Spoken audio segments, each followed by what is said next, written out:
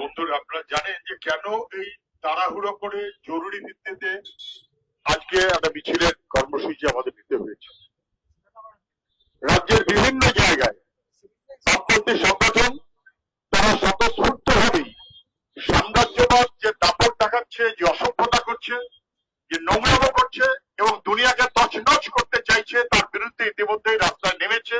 আপনারা জানেন, কেউ ভাবতে পারেন গাজায় যেভাবে আক্রমণ হয়েছে মানুষের উপরে, শিশুদের উপরে, হাসপাতালের উপরে, নিরীহ মানুষের উপরে, এটা সভ্যতার লক্ষ্য। কেউ কেউ ভাবছিলেন যে গাজায় কি হচ্ছে আমাদের বোঝার দরকার কি, তারা কি পরে ইরানটা বুঝতে পারছেন যে কি হলো। ইরান কত পুরনো সভ্যতার দেশ এবং সেই ইরানকেও তছনছ করতে হবে। দুনিয়া ব্যাপক দেখানো অর্থের পিসাচ যারা সাম্রাজ্যবাদের শক্তি, এই মনে হলেই চলে কোন নীতি নিয়মের কারবার তাদের নেই। এরা কি আমরা বারবার দেখেছি সাম্প্রতিক সময়ে, যেমন প্যালেস্টাইন এবং তাকে ঘিরে যে আক্রমণ আমরা দেখেছি, ভেনেজুয়েলা মধ্যরাতে বোম্বেটাগিরি হলো, মধ্যরাতে তুলে নিয়ে যাওয়া হলো আরেকটা স্বাধীন দেশের সার্বভৌম দেশ বা রাষ্ট্রপতি পরামর্শ, এবং তারপর তাদের বিচার কোথায় হবে? আমেরিকা তার বিচার করবে? কোথায় রাষ্ট্রসংঘ? কোথায় জাতিসংঘ? কোথায় আন্তর্জাতিক দুনিয়া? এই সাম্রাজ্যবাদ বিরোধী লড়াই এবং সংস্থা হিসেবে জাতিসংঘ তারা কোথায়? সবাই মাথা নিচু করে থাকবে না, হতে পারে না। দুনিয়া জুড়ে এটা প্রতিবাদ হচ্ছে। এবং তারপর যেভাবে তারা ঘোষণা করে ইরানে তাদের সর্বোচ্চ নেতা, আমার আপনার পছন্দের ব্যাপার নয়, এটা ওদের দেশের ব্যাপার, ওরা সার্বভৌম দেশ, এবং তারপর যেভাবে তাকে খুন করা হলো, যে একের পর এক সমস্ত আক্রমণ হচ্ছে, তেহরান সহ নানান শহরের উপর আক্রমণ হচ্ছে, এটা একটা স্থায়ী যুদ্ধের পরিবেশ তৈরি করছে বলেই বিশেষজ্ঞরা বুঝতে পারছেন। আমেরিকা তো মনে করেছিল 1 মিনিটের মামলা, যাবো আর উড়িয়ে দিয়ে চলে আসবো, কিন্তু যেটা ইরানের মানুষ তারা এর থেকে সমর্থন করতে পারেন না, পাশে থাকতে পারেন না, এর বিরুদ্ধে এবং আপনি থেকে অসংগত বলবেন কি করে? যেভাবে আমেরিকা এবং ইসরায়েলের ঘাঁটি যে আছে ওই এলাকাতে করতে পারছে, তারা করে মিলিটারি ইনস্টলেশন মূলত তার উপরে।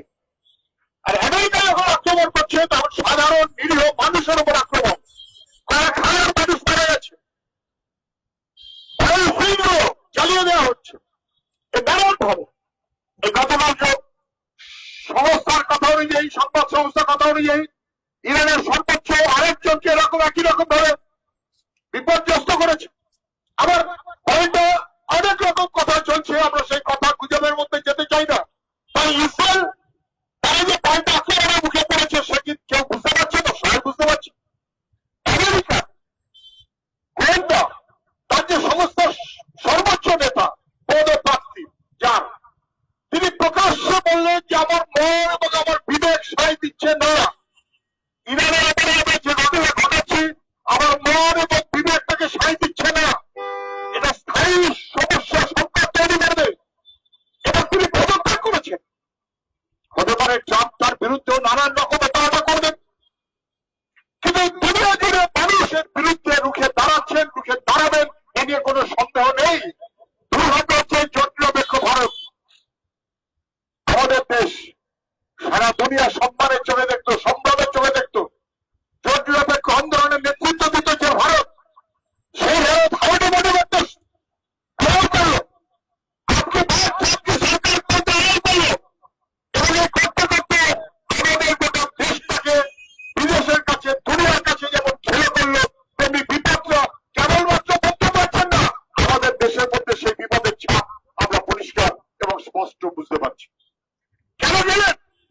ইন্টেলিজেন্সের খবর থাকা সত্ত্বেও কেন গেলেন? ঠিক ইসরায়েল যখন আক্রমণ করছে তার আগের দিন, দুদিন আগে নেতানিয়াহুর সঙ্গে বসে ছবি দিলেন, পোস্ট করলেন, একটা কেমন ভক্ত ইসরায়েল ঘটালো, সারা দুনিয়া যখন ইসরায়েলকে দায়ী করবে, তার সঙ্গে সঙ্গে ভারতবর্ষ সে দায় অস্বীকার করতে পারবে না। অথবা একই রকম ভাবে আপনি আইন করলেন ভারতবর্ষের নেতা নাকি দারুণ বড় ক্ষমতাশালী নাকি বিশ্বগুরু, আপনি একে একে সব অ্যালাউ করলেন।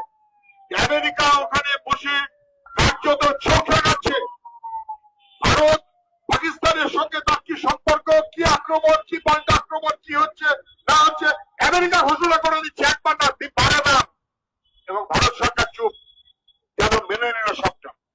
এবং তারপর একের পর এক সমস্ত ট্যাক্স চাপিয়ে দেওয়া হলো। কেন ভারত পাঁচশো তেল নিচ্ছে, কোথা থেকে তেল নিচ্ছে, কার পারমিশনে তেল নিচ্ছে, আমেরিকার পারমিশন ছাড়া চলা যাবে না, ভারত সরকার চুপ। এবং এই করতে করতে শেষমেশ আমেরিকা পারমিশন দিল এক মাসের জন্য, আচ্ছা বেশ রাশিয়া থেকে তেল নিয়ে আসা যাবে, আমরা তাও যেন কোথাও মেনে নিচ্ছি, যেন কোথাও স্বাধীন সার্বভৌম ভারতবর্ষ তার সার্বভৌমত্বকে কম্প্রোমাইজ করা হচ্ছে, আমেরিকার পায়ের কাছে নতি স্বীকার করা হচ্ছে, আমাদের প্রধানমন্ত্রী ট্রাম্পের কাছে নত জারি হচ্ছে, এবং সরাসরি প্রত্যক্ষ অপ্রত্যক্ষ ফল আমরা হাতে নাতে টের পাচ্ছি। শুধুমাত্র ডলারের দাম বেড়ে ৯২ টাকা হয়েছে সর্বকালীন রেকর্ড, এটাই না, আমাদের গোটা দেশ ছেড়ে হয়ে গেল। এমনকি তেল, গ্যাস নাকি গ্যাস পাওয়া যাচ্ছে না, অথচ গ্যাসের দাম বাড়িয়ে দাও। আচ্ছা ওখানে মধ্যপ্রাচ্যে হচ্ছে, তোমার কি আপত্তি আছে? আবার শিয়ালদার রেস্টুরেন্ট বন্ধ হয়ে যাচ্ছে, রেস্টুরেন্ট বন্ধ হয়ে যাচ্ছে, পাথর শ্রমিক অভাবে রাস্তায় তাদের জীবিকা নির্বাহ করে মানুষ, সবচাইতে গরিব নিম্নবিত্ত সাধারণ মানুষ আমাদের জন্য বিপর্যস্ত হচ্ছে। ফলে রুখে দাঁড়ানো যেমন আন্তর্জাতিক নয়, যেমন আমাদের ভারতবর্ষের সার্বভৌমত্ব তার মর্যাদাকে রক্ষা রাখতে হবে, তেমন করে আমাদের গোটা দেশে সাধারণ মানুষের উপরে এই আক্রমণের ছাপ, এ আমাদের রুখতেই হবে। এ মানবিক কাজ, এ সামাজিক কর্তব্য, এ কেবলমাত্র একটা রাজনৈতিক কর্মসূচি না, সাম্রাজ্যবাদ বিরোধী রাজনৈতিক কর্মসূচি তো বটেই, সঙ্গে সঙ্গে দেশপ্রেমিক মানবিক সামাজিক মনোভাবেই প্রত্যেকটি মানুষের পাশে দাঁড়িয়ে আমাদের বলতেই হবে সাম্রাজ্যবাদের বিরুদ্ধে আওয়াজ তোলার জন্য। সাম্রাজ্যবাদ এবং তাদের মাথায় সব বাহিনী যেভাবে বম্বেগিরি করছে দুনিয়া জুড়ে, তাকে কোথাও না কোথাও যদি আমরা থামাতে না পারি, তাহলে গোটা দুনিয়া বিপর্যস্ত হবে, বিধ্বস্ত হবে, এ কখনো মেনে নেওয়া যায় না। স্বৈরাচার, ফ্যাসিবাদ এবং জবরদস্তি, এই চাপ তার মতো যে প্রচেষ্টা এখন সাম্রাজ্যবাদ তার নিজের স্বার্থে করছে, তার বিরুদ্ধে আজকের প্রতিবাদ, আজকের মিছিল। আপনারা যারা আছেন, আমাদের একটাই কথা থাকবে, ফিরে গিয়ে যে যার নিজের এলাকাতেও মানুষের মধ্যে আলাপ আলোচনা করুন। নির্বাচন আছে, অতএব এখন অন্য কাজ বন্ধ তা হতে পারে না, এটা আমাদের মানুষের নিত্যদিনের কর্তব্য হিসেবে বিবেচিত হোক।